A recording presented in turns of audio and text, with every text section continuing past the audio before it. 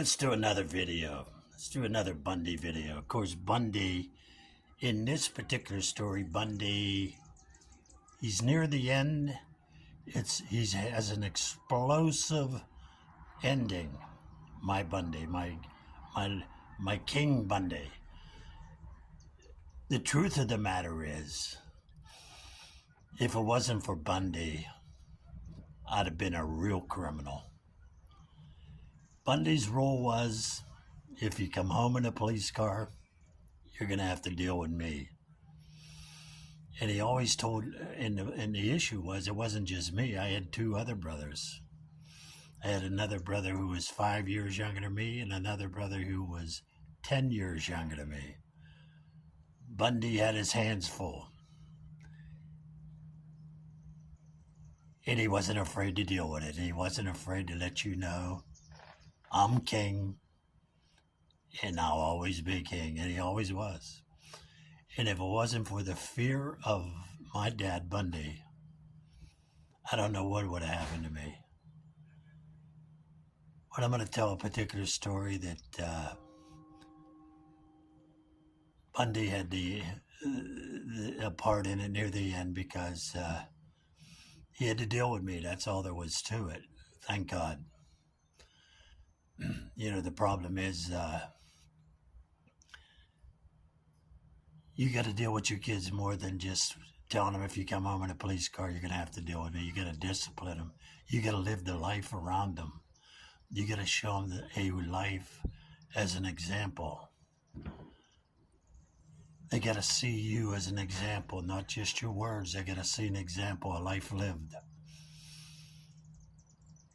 Thank God I came to Jesus, and I'm trying my best through Christ to live the life of a Christian. And I pray for me, please.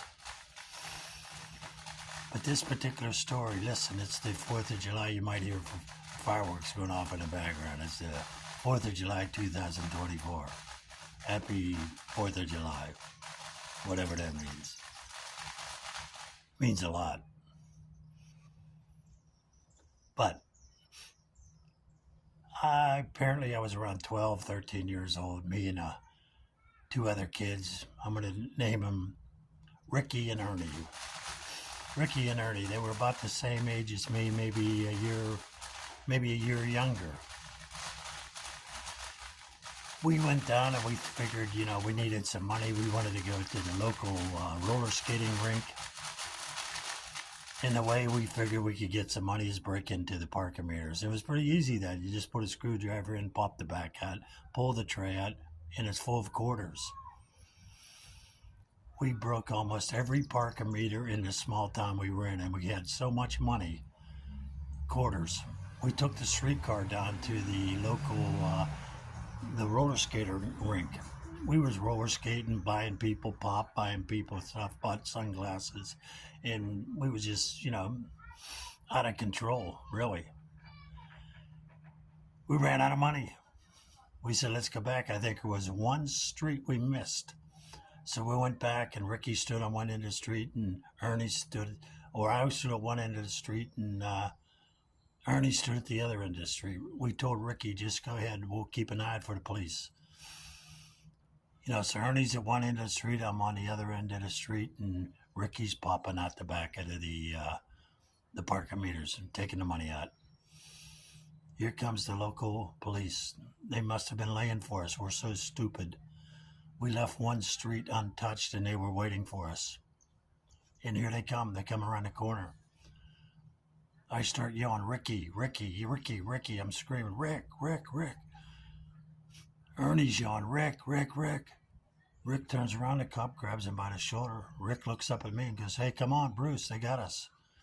He yelled down to Ernie, Ernie, come on, they got us. We're like, wow, man.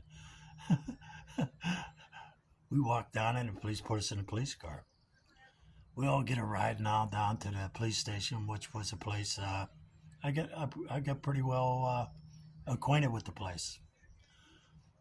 So we go down there, and they take us one by one up into a room, and they said, was you a part of breaking into the thing? You know, we was just, here's how rotten we were. we was going to blame it all on Ricky. And we asked Ricky when we got in the police, said, where'd you put all the quarters? He said, I put them under the seat in the police car. We're like, oh, great, genius, thank you. So we go up and these guys asked me, did you help break the park man? I goes, no, that was all Ricky. They had this machine that had a black light and they put your hands in there, and if your hands glowed, they put dust on these quarters and on the tray inside the parkometer, and it made your hand glow in the black light. And like me, Ricky, and Ernie, all hands were glowing like Christmas trees, like decorations. Took us all down to Schumann Center, which was like a detention center. Spent the whole day down there, you know. That evening, our dads had to come down and get us. Bundy, Ricky's dad, Ernie's dad, all came down in one car. They all come down, and now as we're riding home, it was a long ride home, all the way from downtown to our little small town. You know, and Ricky, he's trying to make it sound like it ain't that bad. He said, well, you know what? We got to play ping pong in the detention center. It wasn't really that bad. And we're like, oh, come on, man. Shut up. You know, so we all knew we were in for it. We got home. My dad went up the house. I went up. I knew it was lights out. We went up there, and my dad got 2 kitchen chairs and put them right next to each other. He sat in one and told me to sit in the other. Our knees were actually almost touching. And he was going to try to give me a nice talk, too. You know, he was going to try to make it civil. You know, he started talking to me, and he said, hey, so let me get this straight now. So you broke every parking meter in this town? And I sat there and I looked up a little bit like I was thinking. I goes, no, I think I did leave one street.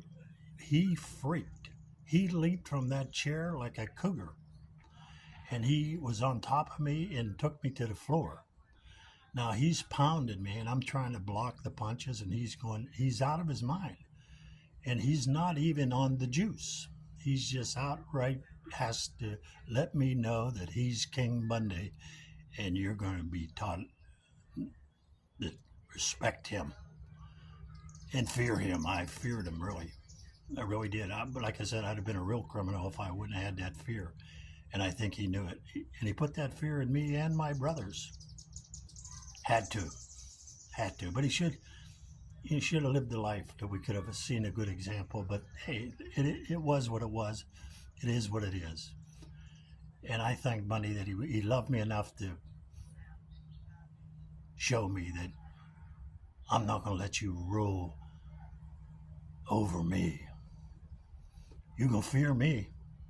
Before you break into any parking meter again, you're going to remember this. And I'm telling you, I did learn my lesson from that. I thank God for my dad, Bundy. I love my dad, Bundy. At the time, I didn't love him. My mother leaped on top of him and said, you're going to kill him. My dad said, you're exactly right, woman. She's the only one that saved me that night. Of course, Jesus, even though I wasn't with Jesus, he was always with me. He's always with everyone. Why don't you just reach out to him and invite him into your heart? Ask him to forgive you for all the nonsense you did. He'll come into your heart. He'll forgive you. He died for your sins. Take advantage of that while you can. God bless you.